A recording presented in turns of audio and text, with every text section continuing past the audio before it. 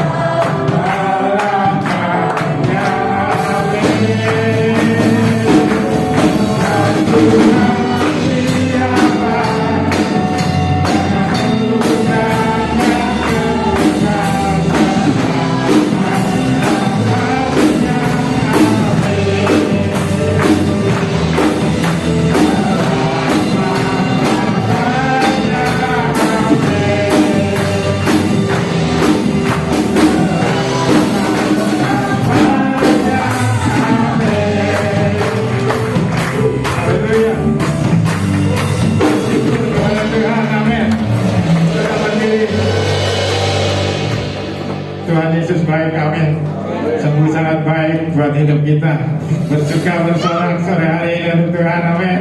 Haleluya, jangan berkesudahan.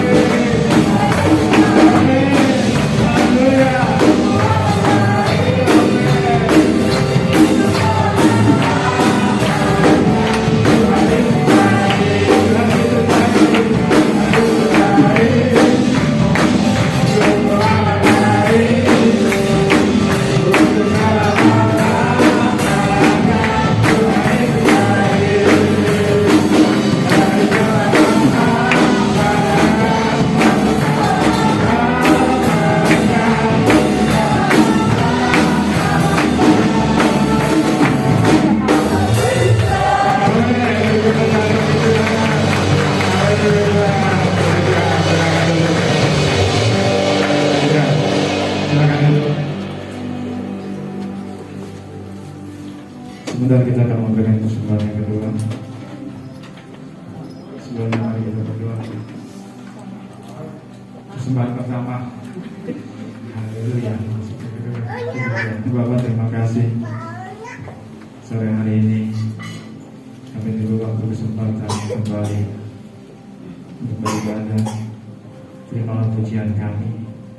Dan sebentar kalau kami akan memberikan persembahan, Kau lihat tangan-tangan yang terulur Tuhan, balas berkali lipat ganda untuk kemuliaan hormat bagi nama-Mu, dan boleh menjadi kesaksian dan nama-Mu dipermuliakan, nama-Mu dimuliakan. Terima kasih Bapa, dalam nama Yesus. Haleluya. Amin. Mari sambil persembahan dijalankan, saya nyanyikan lagu ini, Semusim Berlalu.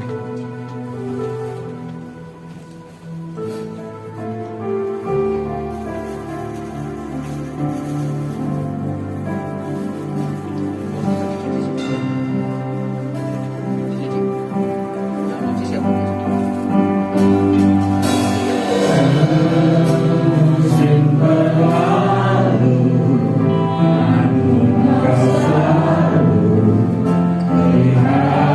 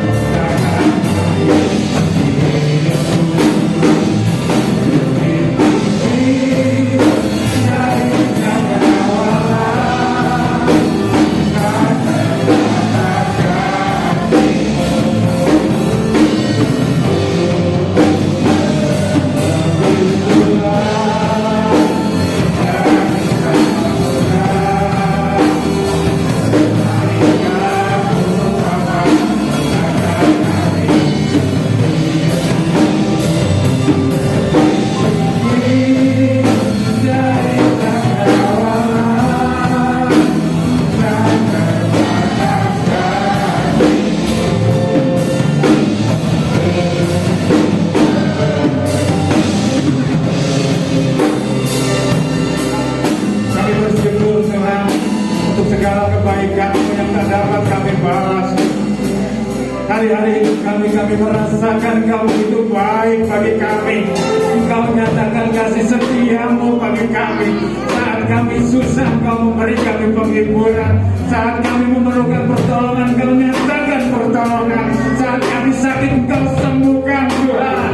Untuk itu sore hari ini Tuhan, kami bersyukur naikkan pujian kami, karena Engkau begitu baik bagi kami Tuhan. Dengan apa kami membawa semua itu Tuhan. Yesus, terima kasih buat semuanya Tuhan. Terima kasih Yesus. Haleluya.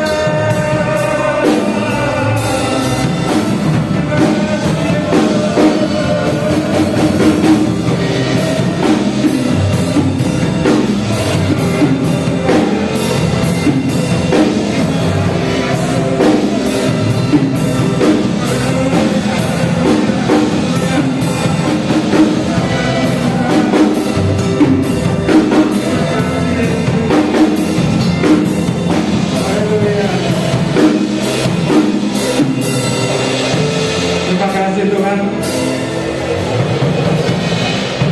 Inilah yang dapat kami persembahkan, pujian dan ucapan syukur kami. Biarkan inilah menjadi dupa yang berbau harum di hadapan-Mu, menyenangkan hati-Mu Bapa. Walau tidak sebanding dengan apa yang sudah Engkau nyatakan dan berikan kepada kami, tetapi kami tetap ingin belajar terus menyenangkan hati-Mu, memuji dan memuliakan nama-Mu ya Bapa. Sebentar sore hari ini kami akan mendengarkan firman-Mu. Hamba-Mu yang telah Kau persiapkan menyampaikan firman-Mu, biarlah Tuhan urapi dan pakai hamba-Mu ini untuk menjadi saluran berkat bagi kami, sehingga setiap kami yang datang dengan beban persoalan masalah terhiburkan oleh berkat firman-Mu ya Bapa. Biarkan apa yang ingin Kau kehendaki untuk kami Tuhan dengarkan boleh tersampaikan melalui lidah bibir mulut hamba-Mu ini Bapa. Hal-hal yang hendak mengambil Tuhan firman-Mu daripada kami Tuhan, kami sehati kami tolak di dalam nama Yesus. Biarkan kekuatan kuasa Allah tinggal bersama dengan kami Bapa. Roh Kudus memenuhi setiap kami, sehingga firman-Mu dapat kami terima sebagai berkat dan tuntunan jalan hidup kami, penerangan dalam jalan hidup kami Bapa. Terima kasih Bapa. Kami akan mendengarkan firman-Mu di dalam nama Yesus. Haleluya. Amin. Puji Tuhan. Silakan duduk. Silakan ke Bapak Gembala.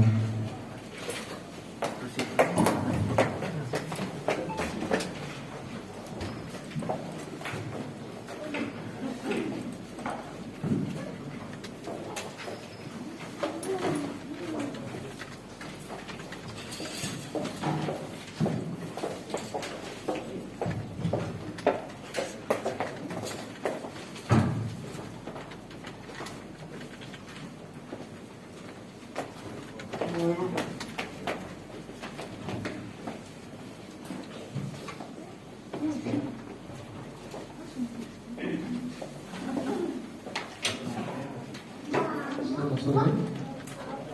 Selamat berjumpa di dalam kasih Kristus. Haleluya.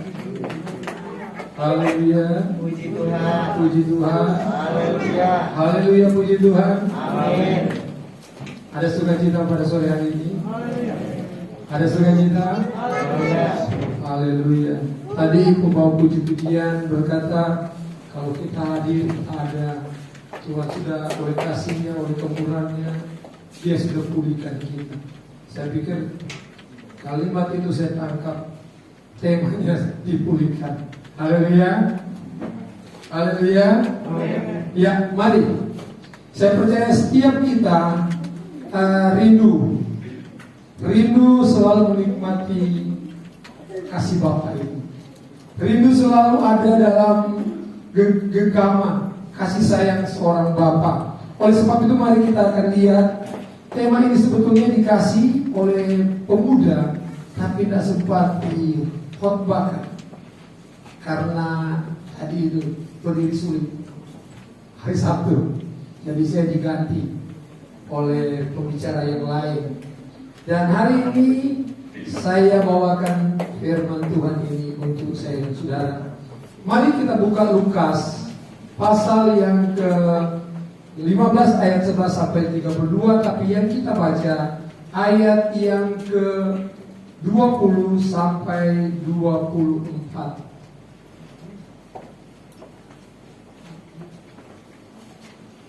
Mari kita bangkit berdiri.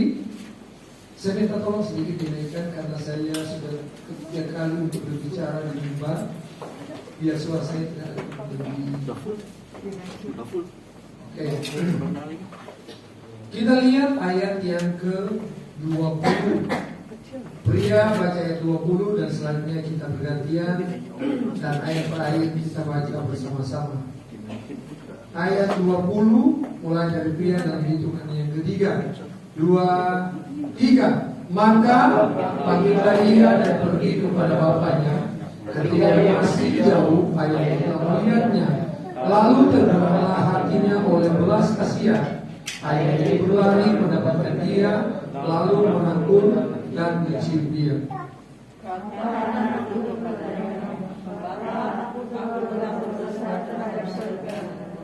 Terhadap aku tidak layak lagi di sini.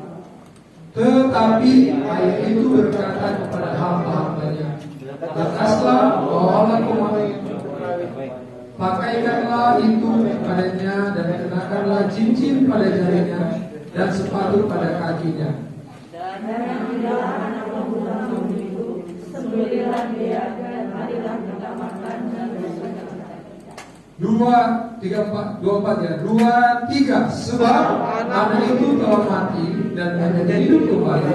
Ia telah hilang dan didapat kembali. Maka mulailah mereka bersukacita. Puji Tuhan, silakan duduk. Terima kasih untuk kerjasamanya. Kita lihat kisah ini, kisah seorang bapak mempunyai 2 putra. Alkitab katakan ada yang bontot namanya bungsu, dan ada yang sulung. Dan kita melihat di sini saudara bahwa dalam cerita ini mengisahkan seorang bungsu, seorang anak yang bungsu dan yang sulung. Yang sulung berkepribadian yang memiliki komitmen, ketegasan, patuh, ketaatan, karena dia pegang kehormatan aturan dari orang tua seorang bapak, sehingga dia dekat dengan bapaknya. Dia tidak pernah jauh dengan bapaknya. Sementara yang bungsu mempunyai pribadi yang berbeda. Dia rindu untuk ada kebebasan. Dia rindu untuk dia tidak terintimidasi dengan aturan dan dengan kehidupan yang ada dalam keluarga itu. Dia mau merdeka dengan caranya sendiri. Tidak salah. Tapi dia lupa dia punya bapak yang baik. Dia punya bapak yang mengasihi kedua anaknya itu. Sebelumnya ini perumpamaan tentang domba yang hilang, terus dirham yang hilang. Tetapi Yesus lebih jauh lagi menekankan ada 2. Seorang bapak mempunyai 2 anak. Dan kepribadian ini digambarkan di dalam ayat ini seperti itu. Jadi kita lihat ketika si anak ini, tema kita tentang dipulihkan. Ketika anak ini yang si bungsu ini mau mengikuti keinginan, kehendaknya sendiri, maka itu pun tidak salah. Ketika bangsa Israel meminta raja, maka Tuhan kasih. Padahal saja Tuhan yang memimpin mereka langsung. Tuhan kasih. Tapi akibatnya, saudara yang tahu dalam sejarah bagaimana umat Tuhan mulai ketika ada raja-raja, dan kita lihat raja pertama Saul, dan selanjutnya kisah-kisah semakin menyedihkan. Dan ini digambarkan juga dengan anak yang bungsu. Ketika dia merasa bahwa dia berhak untuk memiliki harta daripada orang tuanya, sehingga dia katakan kepada ayahnya, ayah, bapak, berikanlah kepadaku semua harta bagian yang menjadi milik saya. Dan Alkitab katakan di dalam ayat yang kata yang bungsu, ayat yang 12, kata yang bungsu kepada ayahnya, bapak, berikanlah kepadaku bagian harta milik kita yang menjadi hakku. Lalu ayahnya membagi-bagikan harta kekayaan di antara mereka. Jadi kita lihat saudara, anak ini nggak segan-segan. Kalau bahasa sekarang kurang ajar, tidak mau patuh kepada aturan main yang ada. Dia mau ikuti maunya dia. Tapi ayah yang baik, ayah yang mengasihi, dia ingin juga membahagiakan anak itu. Tapi nggak dituliskan. Tentu ayah berkata, kayak sini dia, kau mau bikin apa uang itu? Kenapa kau harus minta bagian bukan? Ayahmu masih hidup. Dia katakan, Bapak, saya mau pergi jauh. Saya mau bersenang-senang. Tentu ayah katakan, Dede, hati-hati. Kamu tidak tahu di sana itu, ketika engkau tidak mampu kelola kehidupanmu, keuanganmu, maka engkau akan gagal. Tentu orang tua akan berkata, Bapak yang baik. Tapi dia kekeh dengan keinginannya. Serahkan aja Bapak. Bapak, aku mau menikmati hidup ini dengan kemauanku sendiri. Yang terjadi, itulah yang terjadi. Ayah yang baik, Bapak yang baik, dia berikan, ini anakku. Bapak berdoa supaya engkau sukses dan engkau ada terus di dalam ajaran Bapak. Dan apa yang terjadi kita lihat saudara, dia nikmati hidup itu sesuai dengan kehendaknya, kemauannya. Bukankah Bapak yang di dalam kisah ini bicara tentang Bapak di surga? Dia mengasihi anaknya, dia komitmen menuruti kehendak Bapak. Dilambangkan dengan seorang anak yang suruh tinggal di rumah Bapak. Sementara yang bungsu ini dia nikmati dengan kemauannya. Dan itu seringkali terjadi di hari-hari ini, saudara. Ketika kita tidak mau mengikuti aturan, tidak mau mengikuti kehendak Bapa. Doa tadi, biar kehendakmu yang jadi Tuhan. Tapi kita mengikuti kehendak kita.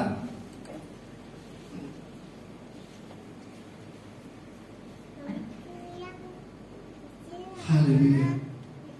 Monitor bisa keluar. Jadi kita lihat saudara, ketika dia ikuti kehendak, maka yang terjadi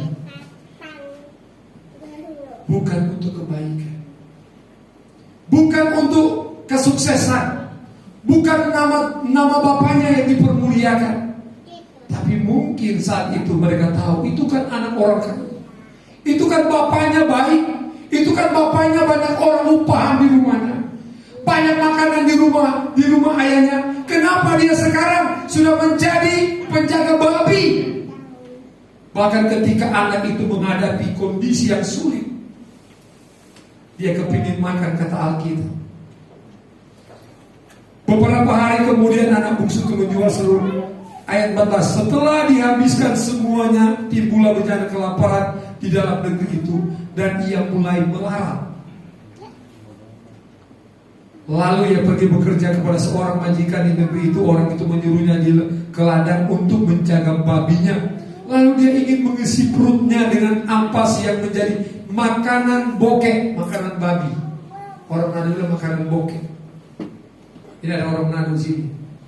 Tetapi tidak seorang pun yang memberikan kepadanya. Kita lihat di sini saudara, betapa pedihnya, betapa menyakitkan, betapa engkau telah dianggap lebih hina daripada babi, binatang, ketika engkau keluar dari perlindungan Bapa yang baik. Dengar baik-baik renungan ini. Ketika engkau jauh dari naungan, dari pemeliharaan Bapa yang baik itu, maka jangan kau salahkan Bapa ketika engkau akhirnya menjadi seperti anak yang bungsu. Berkat Tuhan melimpah, penyertaan Tuhan melimpah nyata dalam hidupmu, tapi engkau hidup berpoya-poya dengan gayamu, dengan caramu. Ketika ada bencana, ketika ada persoalan, ketika ada tekanan, ketika engkau gagal di dalam usahamu, maka engkau menjadi menderita, lebih menderita daripada binatang. Karena binatang kasih makan, dia makan. Kau yang bungsu mau makan Ampas dari babi aja dilarang, sudah. Lebih hina daripada binatang. Amin. Amin. Ketika lari dari lindungan Bapa itu. Kita lihat di sini saudara. Tetapi kita melihat ada seringkali orang ketika dia dalam penderitaan ini, ada baiknya dia dalam penderitaan ini, dan dia terbuka telinga rohaninya, mata rohaninya terbuka, dia merenungkan sejenak. Ada orang yang semakin jahat ketika dalam penderitaan ini, bukan dia bertobat, berubah, atau sebentar diam dan izinkan Tuhan bicara kembali kepada dia. Bagaimana kasih Tuhan, bagaimana kemurahan Tuhan, bagaimana kasih mula-mula yang pernah dialami dengan Tuhan. Dia akan izinkan itu terjadi, saudara. Tapi dia semakin marah, semakin ngotot, dan akhirnya apa? Terperosok dia jauh dari Allah. Tapi bersyukur anak yang bungsu ini, ketika kondisi penderitaan, saudara mau pilih yang mana? Mau menderita dulu baru bertobat, atau sebelum menderita sudah terus berkenan kepada Tuhan? Terserah kita mau pilih yang mana. Mau pilih jalan yang sempit atau jalan yang luas. Jalan yang sempit, yang pernah saya katakan di mimbar ini, anaknya Ribka katakan, di jalan yang sempit itu ke surga, dan jalan yang lebar itu ke neraka. Tapi dia katakan jalannya Om Kiling, kan diganti lagunya. Dia pikir sempit itu Kiling. Dia nyanyikan begitu karena dia masih anak kecil waktu itu. Kita mau pilih yang mana?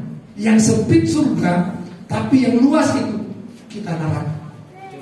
Dan kita lihat ketika dalam penderitaan itu terbukalah mata dia. Aku sudah jauh dari Bapa. Aku sudah tinggalkan Bapa jauh. Dan semua apa yang menjadi milikku telah habis dan aku menjadi seorang yang terhina. Kita lihat, dia berkata dalam ayat 20. Ayat 20. Maka bangkitlah ia dan pergi kepada Bapa. Ketika ia masih jauh, ayahnya telah melihatnya. Saudara, kalau kau melihat dipulihkan oleh Tuhan, memang seringkali kita sudah menderita baru sadar, gak apa-apa. Karena kita masih ada di zaman anugerah. Kita ada di zaman kemurahan Tuhan, amin. Jangan sampai pada saat Tuhan datang tidak ada kesempatan. Karena bukan zaman anugerah. Karena Tuhan datang kali kedua, Dia mau kita sudah menjadi gereja yang sempurna, amin. Masuk surga maksudnya. Masuk dalam perkawinan, kita sebagai mempelai wanita, gereja Tuhan sebagai mempelai wanita, dan Kristus dalam mempelai prianya. Masuk dalam perkawinan anak domba Allah yang kudus. Pernikahan roh, bukan pernikahan seperti yang kita lihat. Artinya kita akan masuk surga. Dia jemput kita untuk masuk surga. Dan kita lihat saudara, apakah kita mau pilih pada saat seperti anak yang bungsu ini, menderita yang sangat terpuruk sekali. Tapi puji Tuhan, dia sadar. Dia ingat, di rumah Bapakku, saudara baca di rumah saja, di rumah Bapakku banyak orang upahan yang bekerja di rumah Bapak saya. Dan kalimat berikutnya, dan mereka penuh dengan makanan, berlimpah makanan di sana. Saya sekarang mau makan ampas babi pun, ampas bokeh, tidak bisa. Orang Melapi bilang, orang Manado bilang, siapa suruh kamu keluar dari rumah Bapa? Siapa suruh engkau keluar dari perlindungan Bapa yang baik? Salah sendiri. Tapi Allah itu penuh dengan kasih. Kita lihat. Tapi sekali lagi, kalau mau dipulihkan apapun keadaanmu, saya maupun saudara hari ini, apapun kondisimu, sudah sejauh mana keadaanmu hari ini, hanya Tuhan dan engkau yang tahu. Ketika engkau belajar seperti yang ada di anak bungsu ini, dia sadar di rumah Bapakku banyak orang upahan di sana. Ada penuh dengan anugerah di sana. Ada penuh dengan berkat makanan di sana. Aku akan kembali kepada Bapakku, dan aku akan berkata kepada Bapakku, Bapa, aku sudah berdosa di surga dan kepada Bapa. Bapa, jangan jadikan aku lagi anak, jadikan aku orang kebal. Itu yang dia pegang. Dia ingin kembali, dia mendapatkan kehidupan itu. Tapi dia sadar, dia sudah keluar dari bapaknya, dia sudah meminta haknya, dan dia akan kembali dengan sebuah keberanian. Dia bangkit. Persoalannya untuk dipulihkan, saudara, mampu nggak, mau nggak kita bangkit dari keterpurukan itu? Amin. Amin. Haleluya. Mampu nggak? Apa yang mengikat kita, kita mampu nggak melepaskan itu di dalam nama Yesus? Bertindak dengan iman, bertindak dengan yakin. Memang berat, memang harus menderita untuk melepaskan semua ikatan itu. Penyakit berat untuk kita katakan saya sudah sembuh. Kan saudara lihat saya kemarin kan naik tangganya setengah mati sudah. Tuhan, haleluya. Mau mati di bimbang, gitu loh. Mati di mimbar. Tuhan mempermalukan, ya sudah urusan Tuhan. Yang penting saya mau melakukan apa yang berkenan. Karena memang saya salah angkat barang yang berat. Begitu beberapa hari kemudian ditelepon, selamat sore, dipanggil saya kakak Yoko, selamat sore. Kenapa? Tanggal sekian, tanggal 24 bisa nggak melayani di gereja? Saya mau jawab, aduh, nggak bisa. Pasti dia tanya kan, kenapa kak? Saya sakit, saya nggak punya iman. Kan masih berapa seminggu lebih lagi. Saya nggak berani katakan nggak boleh. Saya langsung iya. Tapi begitu iya saya mikir, bisa nggak ya? Saya berdiri nanti. Bisa nggak saya berdiri? Kalau di gereja saya sendiri kan nggak apa-apa. Biar yang lihat kan cuma sendiri. Tapi kalau dia lihat jemaat orang, nanti heboh. Ketua PGS-nya kok jalannya kayak begitu, terus nanti bisa bergerak kan di mimbar nanti. Hanya saya berkata siap, dan saya mulai bangkitkan iman itu, percaya itu, bangkit. Enggak, saya harus menang dengan penyakit ini, karena saya tahu Tuhan sanggup menolong saya. Amin. Harus bangkit, harus bertindak. Demikian juga dengan kita. Apa kondisimu hari ini? Anak muda ini, si bungsu ini, dia bangkit, kata Alkitab. Dia bangkit, dia punya satu tekad untuk kembali kepada Bapa, dan ada pengakuan yang jujur di hadapan Bapa. Dia akan berkata kepada Bapaknya, Bapa, aku telah berdosa di surga, kepada surga dan kepada Bapa. Aku tidak layak lagi menjadi anak Bapa. Artinya dia ingin berkata, Bapa, jadikan saya jadi anak orang-orang upahan, sama dengan orang upahan Bapa. Tapi kita lihat saudara, Alkitab selalu menuliskan, Bapa selalu menunggu kita. Bapa selalu menantikan anak-anaknya. Karena saya dan saudara mulai dari depan, mulai saya sampai yang ada di belakang sana, semua kita adalah anak-anak Tuhan. Amin. Dia sudah bayar dengan darahnya yang kudus. Dia mati di kayu salib karena dia ingin kembali memulihkan gambar Bapa, di mana Adam telah dirusakkan oleh iblis, sehingga gambar Bapa itu menjadi hilang dalam kehidupan milik kepunyaan Allah sendiri. Sehingga Allah harus datang, dia menjelma, dia kirim anaknya yang tunggal. Karena kalau Allah yang menebus kita, Allah akan mati-mati sudah. Kalau Allah yang datang, kira-kira mau mati nggak Allah? Nggak ada. Lihat aja kan bisa lihat. Lihat aja kan bisa lihat kan, artinya katakan berhadapan kita akan mati. Jadi Allah mesti jadi manusia supaya bisa menebus, dan dia sudah tebus. Ketika penebusan itu sudah terjadi, maka kita ini manusia yang diberikan free will, kebebasan, kehendak bebas. Sehingga ketika kehendak bebas itu Allah berkati kita, seringkali kita lupa. Kita lupa diri. Seperti anak yang bungsu ini, dia tinggalkan Bapa. Tapi puji Tuhan dia sadar, walaupun saya nggak menjadi lagi anak Bapa, terimalah aku Bapa. Dan dia bangkit. Ayahnya kita lihat saudara. Bapa di sini kan saya katakan tadi menggambarkan Bapa di surga. Ayahnya itu telah melihatnya, lalu tergeraklah hatinya oleh belas kasihan. Karena ayahnya itu menanti-nantikan, di mana anakku yang bungsu yang sudah terhilang itu, kapan dia bisa ditemukan lagi. Tapi begitu dia balik dengan rasa dengan kesadaran yang sungguh dari dirinya sendiri, itu kontak dengan bapaknya. Bapaknya lihat, ini anakku yang terhilang. Tidak ada kebencian kepada bapak itu, karena bapak mengasihi anak-anaknya. Amin. Bapak Yesus mengasihi saya dan saudara. Apapun kondisimu hari ini, dia mengasihi. Satu yang pertama, kita kembali memeriksa diri kita. Sudah dipulihkan belum? Kita masih hidup seperti anak yang bungsu ini enggak? Hidup dengan berpoya-poya, dengan keinginan, kemauan diri sendiri, jauh dari Bapa, jauh dari hadirat, jauh dari kasih karunia Allah. Atau kita seperti anak yang sulung, masih bersama dengan Bapa.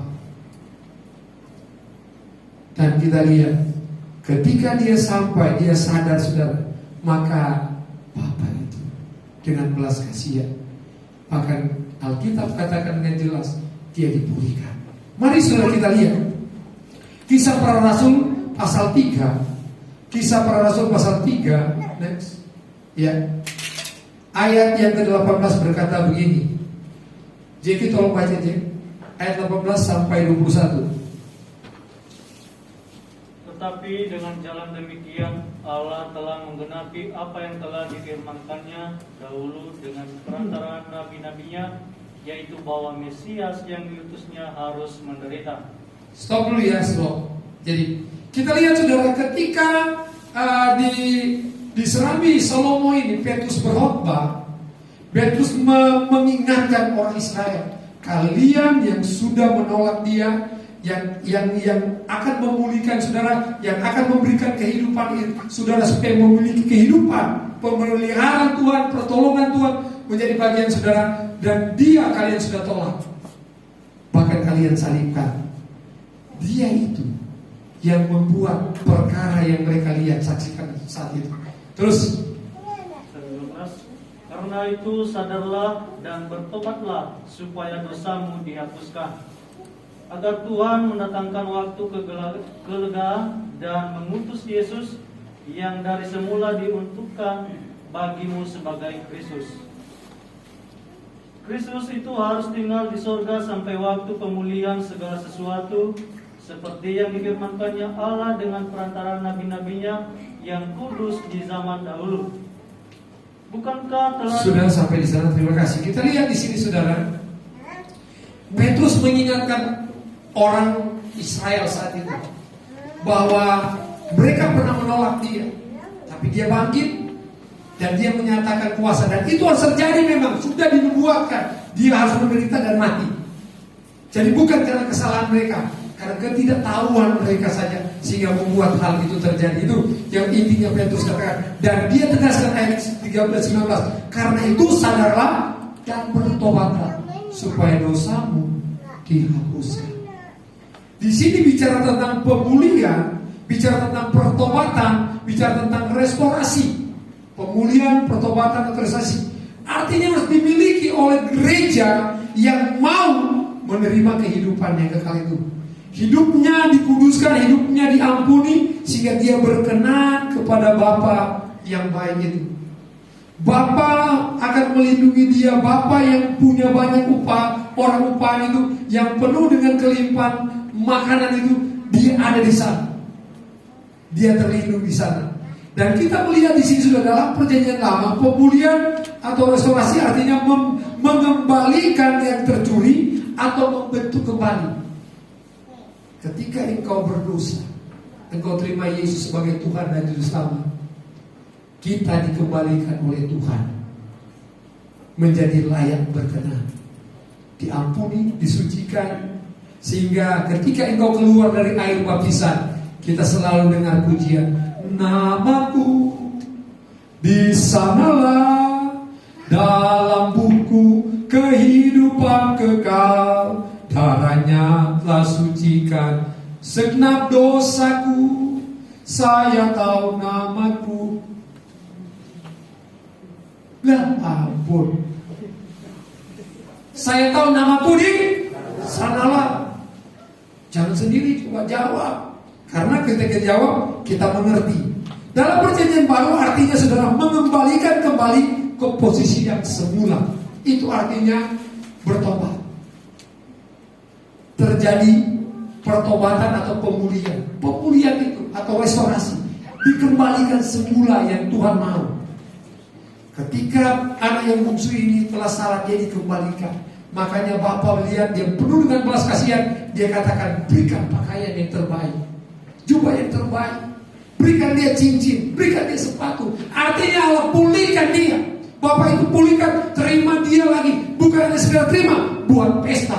Karena anakku yang terhilang sudah kembali. Amin. Allah mau. Dia tahu siapa saudara. Dia tahu saya, kelemahan saya. Dia tahu kelemahan saudara. Dia tahu keadaanmu. Dia tahu apa yang kau lakukan saat ini. Tidak ada yang tersembunyi di hadapan Tuhan. Apa yang kita buat, apa yang kita lakukan, apa yang ada dalam pikiranmu saat engkau dengar firman ini. Tapi satu hal yang Tuhan mau, semua kita dikembalikan kembali kepada posisi yang sebenarnya, yaitu dipulihkan oleh darah anak domba. Amin. Amin saudara. Amin. Bagaimana langkah-langkah untuk kita melakukan pemulihan itu? Pertama yang kita lihat saudara, bertobat. Tadi kembali kepada semula, kembali kepada kasih yang mula-mula, kembali kepada firman, kembali kepada kehendak Allah. Orang yang melakukan kehendak Allah saudara, jangan seperti kemarin sempat saya dengar di mimbar, tapi saya nggak mau langsung kan. Allah tidak perlu korban saudara, yang penting kita berkenan kepada Tuhan. Kembali saudara, Allah mau kita berkenan kepada Tuhan. Kalau orang berkenan kepada Tuhan, pasti dia tahu berkorban. Orang yang berkenan kepada Tuhan, pasti dia saling mengasihi. Orang yang berkenan kepada Tuhan, pasti belas kasihan Allah itu nyata dan nyata dalam hidup dia. Amin. Amin saudara. Kalau cuma yang penting Allah, yang penting kita menyembah Tuhan, nggak berkenan berarti cuma tahu menyembah Tuhan, tapi tak lakukan firman. Kalau orang yang tahu berkenan kepada Tuhan, semua itu dia akan lakukan saudara. Mau disuruh melayani, dia melayani. Enggak suruh melayani, dia tetap mengucap syukur.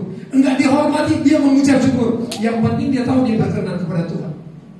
Tapi kalau dibilang seperti tadi, nanti kebalikan pemahaman kita. Yang penting enggak perlu. Kita tidak pernah mikir tetangga kita. Kita tidak pernah mikir keluarga kita. Padahal Tuhan itu penuh dengan kasih, dan Tuhan bilang kita harus punya kasih. Nggak ada kasih, katanya anak Tuhan, tapi nggak punya kasih. Kenapa? Yang penting kan kita memuliakan Tuhan. Itu egois.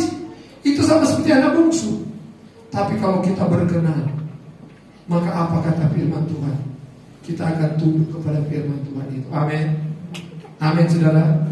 Kita akan menyembah Tuhan seperti Roma katakan, di dalam roh dan kebenaran. Kita akan mengasihi sesama seperti mengasihi Tuhan, mengasihi diri sendiri sama seperti mengasihi Tuhan. Itu semua akan terjadi dalam hidup kita. Tidak ada kesombongan, tidak ada kepelitan dalam diri kita. Kita selalu menyatakan kasih itu kepada, sehingga Tuhan Yesus berkatakan seperti yang saya katakan, waktu aku telanjang, kamu memberikan aku pakaian. Waktu aku lapar, kamu. Tuhan mereka katakan kapan itu? Kepada sesama itu. Bagaimana kita berkenan? Itu kita akan lakukan. Tapi ketika seperti Daud dia memuliakan Tuhan, dia menunjukkan pribadi yang unggul dalam segala hal. Dia lakukan itu. Kembali kita lihat, untuk langkah-langkah kita dipulihkan oleh Tuhan, pemulihan itu terjadi. Pertama itu harus ada pertobatan dengan sungguh-sungguh. Yoel dia berkata begini, Joel Joel yang ada dalam kitab. Kita lihat Joel 2 ayat 12. Tetapi sekarang juga demikian firman Tuhan, berbaliklah kepadaku dengan segenap hati, dengan berpuasa, dengan menangis, dan dengan mengadu. Jadi orang yang bertobat, dia akan bayar harga sebenarnya. Amin. Orang yang mau dipulihkan dia harus bayar harga. Amin. Amin. Berat saudara, tapi ketika kau bayar harga, kita lihat di dalam Yoel ini, ketika mereka sadar dengan apa yang mereka lakukan, mereka kembali kepada Tuhan, maka ayat yang ke-25 dalam pasal 2 itu, maka kita lihat ketika dia dipulihkan, ketika restorasi terjadi, maka dia ada pemulihan itu terjadi dalam hidupnya, maka Allah akan menyatakan kebenaran itu. Janji Allah itu akan dinyatakan. Kita melihat di sana 25, kita juga akan merasakan bahwa ketika kita dipulihkan Allah, dia akan memberkati masa depan kita, mata pencarian kita, usaha kita. Kalau zaman itu dikatakan kita lihat ayat 25, coba 25, lompat ke 25. Ada yang bisa baca 25? Kita lanjutkan saja ayat 25. Ayat 25, aku akan memulihkan kepadamu tahun-tahun yang hasilnya dimakan habis oleh belalang pinan akibat engkau jauh dari Bapa, belalang pelompat, belalang pelahap, belalang pengiring, tentaraku yang besar akan kukirim ke antara kamu. Dia sudah, Tuhan akan kirim. Ketika dia pulih, dia mau kembali kepada Bapa, maka Allah pulihkan mata pencarian kita, masa depan. Karena waktu dulu kan pertanian, kehidupan pencarian mereka. Tapi di era ini, masa depan, rencanamu, karirmu akan diberkati oleh Tuhan. Ketika karirmu diberkati Tuhan, bukan cukup di situ. Ayat 6, maka kita juga akan merasa kepuasan berkat Tuhan. Dia akan memberkati kita secara limpah. Yang disadari oleh anak bungsu, di rumah Bapakku ada banyak makanan di sana. Ini ayat 25 juga. Ayat 26 berkata, dia akan merasa kepuasan berkat Tuhan di sana. Dan ayat 27, dia ketika dia diberkati masa depannya, dia merasa puas dan dia betul-betul akan berkata, aku mengenal Bapakku baik. Aku gak mau kembali lagi di masa yang tidak berkenan itu, jauh dari Bapa. Aku mau dekat dengan Bapa. Amin. Yang kedua sudah, jadi yang pertama kalau mau dipulihkan, bertobat dengan sungguh-sungguh. 2, 3. Bahkan gak ada suara. 2, 3. Yang gak mau itu gak mau bertobat sudah. Mau lihat gak masa depan diberkati? Mau lihat gak ada pemulihan yang luar biasa terjadi dan kita diberkati? Maka bertobat dengan sungguh-sungguh. Yang kedua, ketika engkau bertobat dengan sungguh-sungguh, maka kita harus kuatkan kepercayaan kita itu. Karena kita mau balik. Setan kuat mau balik kepada Bapa. Aku bangkit kembali ke rumah Bapakku dan berkata, aku udah berdosa Bapa. Aku tidak layak lagi disebut anak Bapa. Aku jadi orang upahan aja Bapa. Tapi Bapa itu yang baik. Ketika ada perubahan, pemulihan terjadi. Tapi kuatkan kepercayaan kita kepada Tuhan. Sama seperti Daud, ketika dia pulang, dia lihat di Siklag bahwa apa yang terjadi, semua telah dibakar dan ditawan anak istrinya, termasuk istri dari Daud, ditawan. Dan mereka dikatakan dalam ayat, sudah bisa baca dalam pasal 30 ayat 6 berkata, dan Daud sangat terjepit karena rakyat mengatakan hendak melempar dia dengan batu.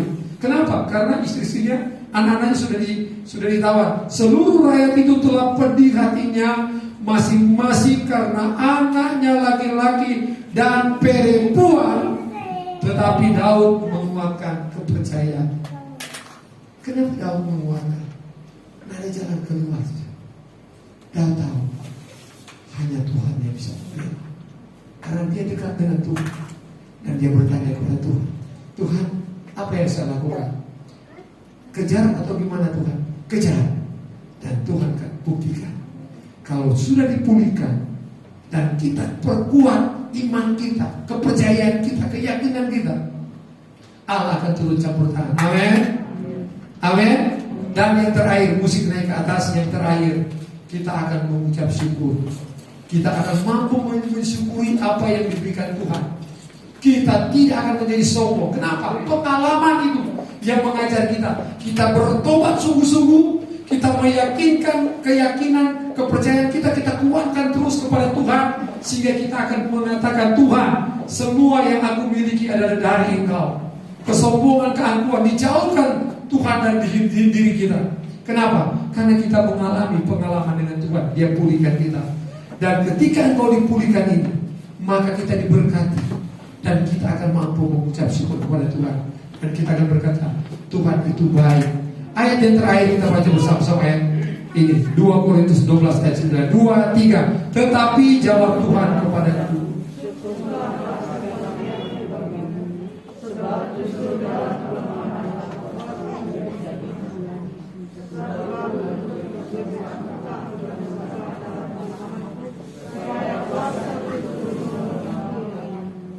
haleluya, puji Tuhan. 2 Korintus 9 dibalik ya, 2 Korintus 9 ayat 12. Makanya kok agak lain, kebalik rupanya. Coba diulang ya, tolong.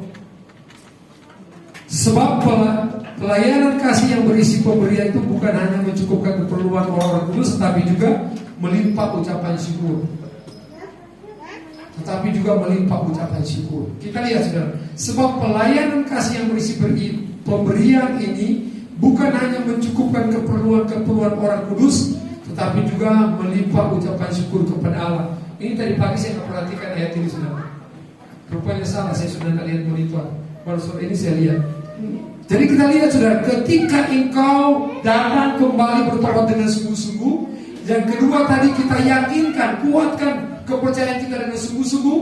Maka ketika engkau dipulihkan dan diberkati luar biasa, kita terus akan menyenangkan hati Tuhan. Karena kita akan diberikan kelimpahan ucapan syukur. Diberkati puji Tuhan, diberkati puji Tuhan, semakin Tuhan dipermuliakan. Haleluya. Kita nyanyi pujian, kemurahan-Mu lebih dari hidup. Terima kasih Tuhan. Kita bangkit berdiri, renungkan firman Tuhan ini saudara. Haleluya, haleluya. Terima kasih Tuhan.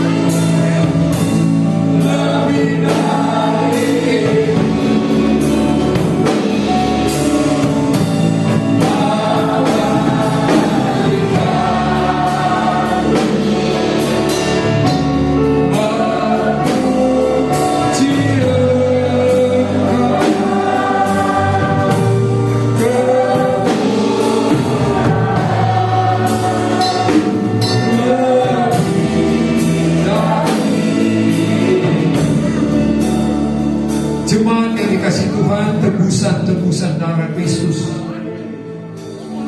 Saya tidak tahu kondisimu hari ini. Saya tidak tahu kondisimu saat ini. Apa yang ada di benakmu, apa yang ada di hatimu, apa yang ada di pikiranmu, apa yang kau pikirkan, apa yang kau rasakan sore hari ini. Ketika kau dengarkan firman Tuhan, Dia mau saya dan saudara dipulihkan, dikembalikan kepada posisi yang benar di hadapan Allah. Haleluya, haleluya. Dia mengasihi engkau, dia mengasihi saya. Dia mau kita menjadi pribadi gereja, gereja yang berkenan, yang kudus di hadapan. Sore ini mari saya berikan kesempatan kepadamu di tempat engkau berdiri. Ketika engkau butuh Tuhan, ketika engkau butuh lawatan, ketika engkau butuh tangan kasih-Nya, tangan kemurahan Allah, belas kasihan Allah, belas kasihan Bapa itu. Ketika dia melihat anaknya kembali yang terhilang itu, dia langsung berdiri dan dia ingin memeluk anak kekasih itu.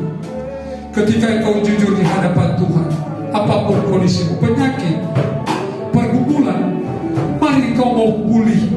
Engkau mau katakan, Tuhan pulihkan saya, biar saya mau berkenan di hadapan Tuhan, dan saya mau lihat mujizat. Bagi engkau yang butuh-butuh membutuhkan pertolongan Tuhan sore ini, di tempat engkau berdiri, angkat tangan kananmu di hadapan Tuhan. Di hadapan Tuhan dengan iman, tangan kiri taruh di dadamu, dan kau nyanyikan pujian ini. Kemurahan-Mu lebih dari hidup. Amin.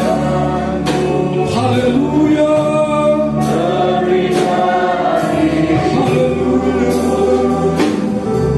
Lihatlah tangan-tangan Tuhan. Engkau lihat tangan yang terangkat di hadapan-Mu.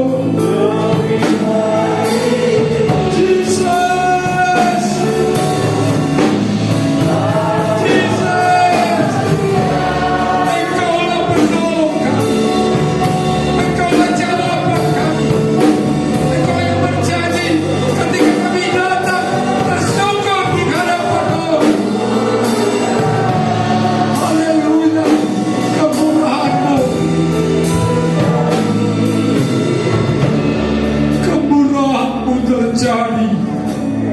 Lihatlah tangan-tangan di hadapan Tuhan pada sore ini. Lihatlah tangan-tangan yang terangkat. Mereka tidak kuat, mereka tidak mampu, mereka rapuh di hadapan Engkau. Tapi ketika mereka kembali saat ini di hadapan, mereka mengaku dengan jujur di hadapan Tuhan, sadar berbalik, terjadi restorasi dalam hidup mereka. Kami percaya Bapa, dalam nama Yesus, gambar Allah, gambar Bapa dikembalikan dalam hidup kami masing-masing. Segala ikatan-ikatan, segala dosa, segala kegagalan, segala penyakit, apapun yang mengikat kami, yang menjerumuskan kami, yang membuat kami tidak berdaya, Hamba lepaskan itu dalam nama Yesus, terlepas. Haleluya, haleluya, haleluya, terlepas. Yesus, Engkau dahsyat. Lepaskan itu, biar kemuliaan-Mu, kuasa-Mu, mujizat-Mu, keajaiban Kristus terjadi dalam pribadi, rumah tangga, masa depan kami. Jemaat Betlehem menjadi berkat dan nama Tuhan dipuji, dipermuliakan. Percaya Yesus, Engkau memberikan kami sukacita pada sore ini. Ada kelegaan yang terjadi karena Engkau yang berkata, marilah kepadaku, hai yang bertanggungan berat, Engkau yang akan memberikan kelegaan Tuhan. Dan saat ini mereka telah datang di hadapan-Mu.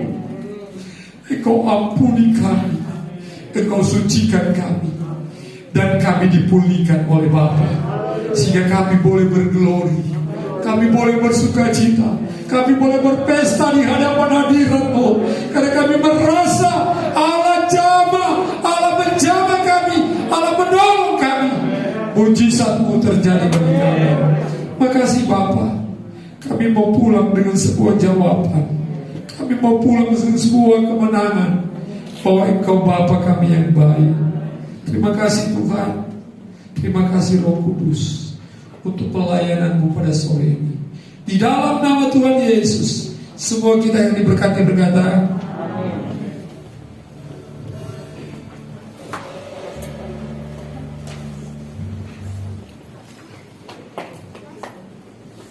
juga kita sudah diberkati oleh firman Tuhan.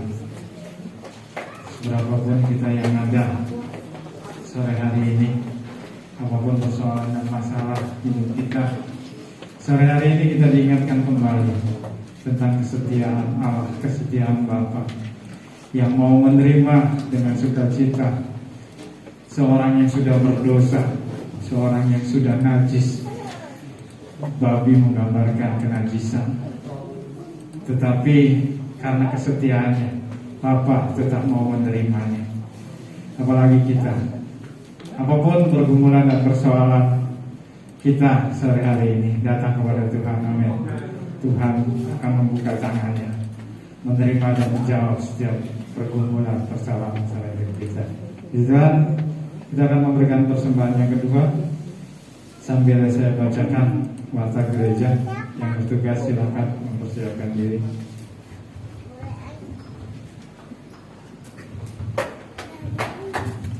Berita gereja Minggu 24 Oktober 2021. Telah terbit warta Jumat edisi ke-567. Hanya untuk mengingatkan Komisi Wadah, ibadah Komisi Wadah baik pria wanita dan pemuda Yobel, remaja Gedbes, juga sekolah minggu, abed serta persekutuan doa berjalan secara onsite. 2. Kemudian ada acara rapat perdana panitia Natal 2021 dan panitia tahun baru 2022 pada hari Senin besok 25 Oktober 2021 bertempat di sini di gereja pukul 6:30 malam. Kemudian acara kompak Bethlehem, komunikasi pelayan dan aktivis, Komisi Wadah Pelnap, Abed, Karab Gedbes, Karpap, Yobel, Pelrik, Pelwap, Diakonia dan Koordinator KPP, juga Koordinator KPK, bahwa hari Selasa tanggal 25 Oktober 2021 akan diadakan pertemuan di tempat ini jam 6:30 sore. Mengingat kondisi masih belum stabil, tiap wadah hanya boleh mengirim perwakilan 2 atau 3 orang saja. Keterangan, laporan program wadah dan laporan kas, sinergi antara wadah dan kesepakatan kompak selanjutnya. Kemudian ada arisan. Kemudian doa kemenangan tetap berjalan setiap hari Senin sampai dengan Sabtu di rumah masing-masing. Ketiga, mari tetap jaga prokes. Setelah ibadah ada pasal? Oh, tidak ada. Jadi nanti setelah doa penutup dan doa berkat, kemudian ada nyanyi penutup. Diharap seluruh jemaat boleh duduk dulu dan keluarnya nanti akan dipanggil oleh kasar. Puji Tuhan, Tuhan Yesus memberkati. Saya serahkan ke Bapak Kepala.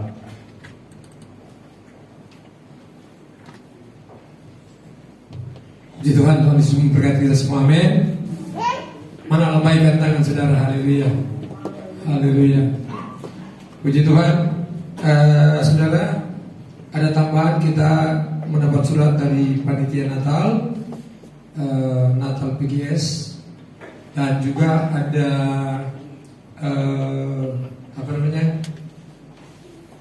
organisasi Kristen yang sudah diterima di Cirebon, lembaga LPPD, Lembaga Pengembangan Lembaga Pesparani Paduan Suara Daerah, gitulah. Kalau mereka MTQ, ya kita di Kristen itu masuk anggaran pemerintah daerah. itu saya memperjuangkan saudara. Sebenarnya bukan tugas PGS, itu tugas umat Kristen. Dan itu sudah sukses, sudah dibentuk, sudah dilantik di Kota Madia pengurus 5 tahun ke depan, dan mereka masuk dalam biaya pemerintah kota, APBD Kota Cirebon. Oke, saya kira itu saja. Biar kita tahu nanti kalau ada Pesparani daerah, kita tidak kaget, kita bagian dari situ, maksudnya gereja di Kota Madia. Saya kira itu saja. Terima kasih untuk kehadiran kita semua. Terima kasih Nyong-Nyong yang ganteng-ganteng ini. Thank you sudah hadir. Dan terima kasih buat kita semua. Tuhan Yesus memberkati. Tetap dengan protokol kesehatan dan tetap berdoa. Tuhan baik. Nanti yang belum yang di sini ada yang belum divaksin kan? Coba katakan yang belum vaksin. Yang sudah vaksin aja dulu. Coba katakan yang sudah vaksin. Yang sudah vaksin, coba saya mau lihat. Ya, kostor belum vaksin, bahaya nih. Di situ semua sudah tadi katakan ya. Berarti kita hampir 100% dong ya. Tadi pagi juga begitu. Jadi bersyukur. Tanggal 8 nanti, tanggal 6 nanti ada di HKBP. Itu juga antara PGS dan Korem kerjasamanya. Hari-hari ini banyak karena vaksin disiapkan di Cirebon cukup memadai. Jadi dikejar, sudah kemarin sudah 50% sudah di Cirebon. Jadi Cirebon sudah aman. Makanya sudah makin banyak pengunjung. Tapi jangan abai katanya. Sinetron bilang kalau abai apa ya? Indonesianya apa ya? Lalai. Kalau dibilang di saya belum sempat baca di kamus, jadi jangan abai katanya. Iya, saya kira itu saja. Mari kita bangkit berdiri. Kita akhiri ibadah kita dengan mengucap syukur. Terima kasih Tuhan, Engkau Allah kami yang baik. Engkau sudah menolong kami sepekan yang kami lewati, dan hari ini kami ada di rumah Tuhan. Kami juga menyerahkan kehidupan kami sepekan ke depan ke dalam tangan Tuhan. Diberkati anak-anak-Mu Tuhan, mata pencarian mereka, pekerjaan mereka, usaha mereka, bisnis mereka, apapun yang mereka kerjakan yang tidak bertentangan dengan firman-Mu, kami mohon berkat Tuhan melimpah jasmani dan rohani bagi mereka. Kami berobot anak-anak kami yang masih dalam pendidikan dari tingkat bawah sampai perguruan tinggi. Kami serahkan semua mereka ke dalam tangan Tuhan. Hikmat, akal budi, kepintaran Tuhan berikan kepada mereka. Terima kasih Tuhan, berkati persembahan anak-anak-Mu yang mereka persembahkan pada sore hari ini. Mereka yang mengembalikan milik Tuhan melalui rekening ataupun melalui kotak perpuluhan ini, kami juga kembalikan kepada Tuhan sumber segala berkat, balas berkat yang melimpah sesuai dengan janji Tuhan. Terima kasih Tuhan, berkati pelayan-pelayan yang sudah melayani kami.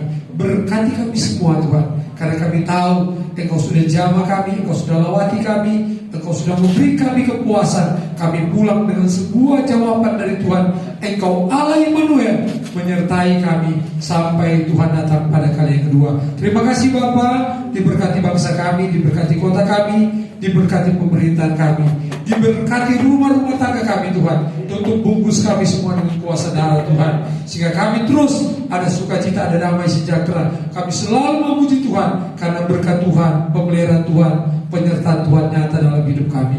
Terima kasih Tuhan, terpuji-pujilah nama-Mu. Kami akan akhiri seluruh rangkaian ibadah pada sore hari ini dengan mengucap syukur di dalam nama Tuhan Yesus Kristus.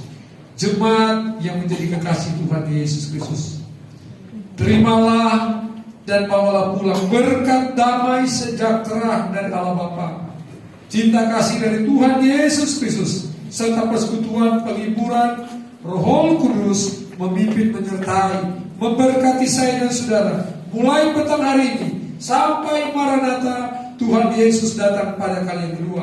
Di dalam nama Tuhan Yesus, setiap kita yang diberkati berkata